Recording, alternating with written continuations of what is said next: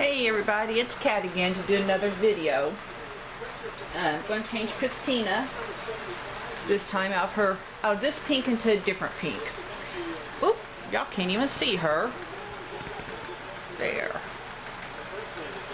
Let's push her. There. Now I hope she's in it.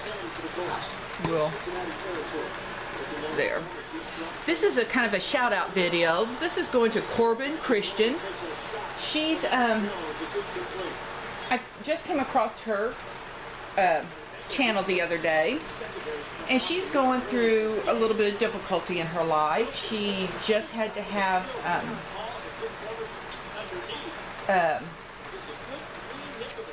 her breast removed because of cancer, and I've watched a few of her videos, and she's a really sweet person. So I'm going to dress Christina out of this pink into this little flowery rose pink for breast cancer awareness. It has little pink bows on there, and I know it's not the symbols for them, but I thought I'd do this video for her, and hope that it makes her day. So get these pants off. I haven't had breast cancer, but I know what it's like with breast surgery. I had a breast reduction years ago where they took about 6 pounds off of me. So I went from very big breast to very little breast. I told them to take as much as what they could out, because the less I had, the better I was going to feel. And it's been the truth. When I woke up from recovery and I sat up, even though I was in pain from the surgical incisions and stuff, I was like, oh goodness gracious, I feel so good. I can't believe how good I feel. Oh my gosh, my neck and back, there is no weight on it whatsoever. And why did I not get this done sooner? Well, we all know why. Insurance, you know, especially for us heavy-set women, they decide that it's, you know, you lose weight, you'll lose your breast. No, I lost 80 pounds. Breast didn't go down at one size. Gained 80 pounds back. My breast went up bigger. So mine go up when I gain weight. They don't go down when I gain weight or lose weight. So finally, even my doctors wouldn't send me to a plastic surgeon. Finally, this little nurse practitioner, she says, we have tried everything else with your neck and back pain. And of course, she had the stuff from all the chiropractors and all the other doctors saying, you know, until she lose weight or her breasts get smaller, you know, it's not going to do any good. So she said, let's just send you to a plastic surgeon and see what he says. So I went to see a plastic surgeon, and lo and behold, he said, oh my gosh, girl, we are getting this done. We will convince insurance this needs to be done. Well, of course, insurance denied me the first time, and I started crying, even though I knew they were going to do that, but I was upset, and I started crying, and I told the nurse on the phone, I said, was it men that made these decisions? She said, I believe so. I said, you call those people back, and you tell those men, if they have balls, if they had balls the size of my boobs, they would have had their surgery done immediately. She just laughed. She called me back 30 minutes later, and she said, I called them, told them exactly what you said, word for word, and they have approved your surgery. No kidding, no exaggerating, true story. And a month later, I had my surgery. And I was so excited. Now, I'm a very modest person. And of course, you know, when you have surgery, you're all naked and everything. And they didn't mark my breast up the day before like they normally do for surgeries and stuff. They decided to do it that morning in the operating room. So there I am, standing butt naked. Men and women are coming out of the operating room, and I am jiggling and wiggling because I want the doctor to hurry up and get it over with because I wanted surgery. And he went out and told my parents and some of my friends that were out there. He said, I'm going to put her little mitts over her hands here. Let's see if you can see it. Oh, sorry, I didn't realize that had zoomed back up.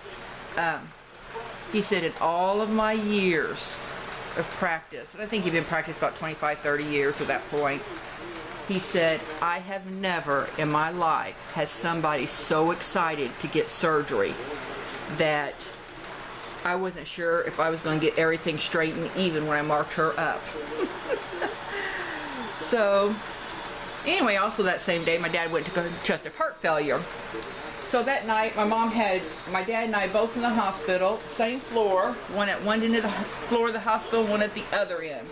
So she spent all night running back and forth. And I told her she didn't need to go back and forth with me. She needed to go stay with Dad. Dad was telling her she didn't need to come stay with him. She needed to stay with me. Mom took us both home the next day. I slept in the recliner. Dad slept in his bed. I stayed at my parents' house for, I don't know, 2 weeks, I guess, until I finally couldn't take anymore, and I insisted on them taking me home, or I was calling a friend that was going to take me home, because I missed my cats and everything else like that. I had 5 cats at the time.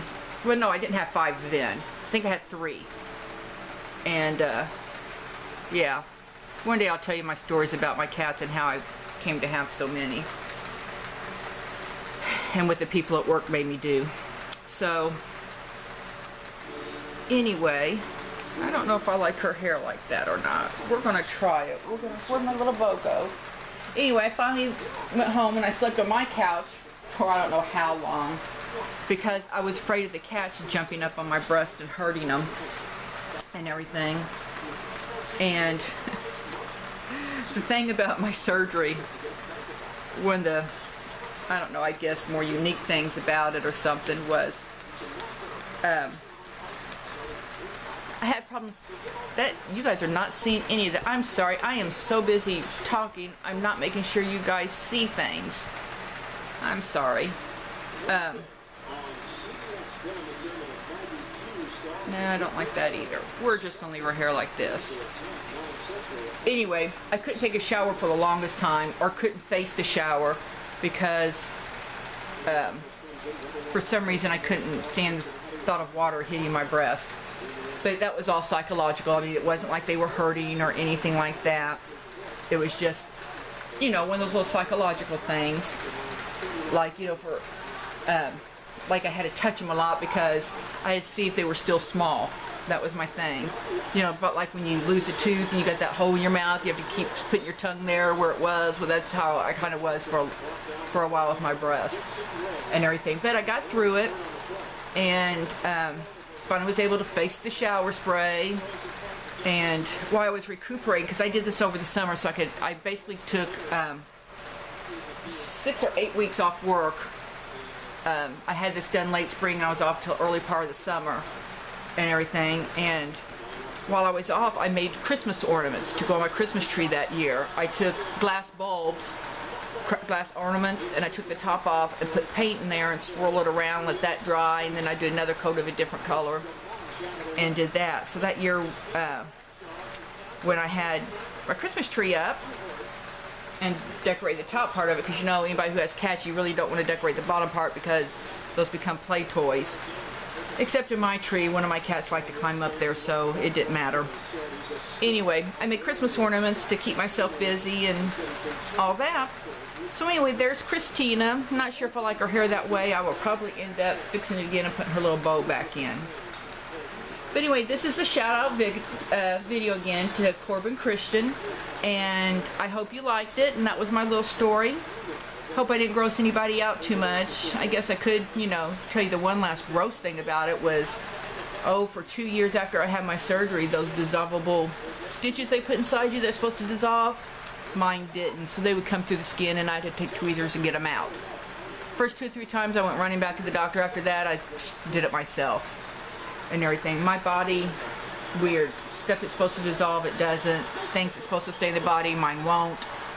So that's another video, and this one's already running over 9 minutes. So this is Kat signing off again, saying everybody have a good day. Corbin, I really hope that you like this video. And this is Kat signing off saying meow.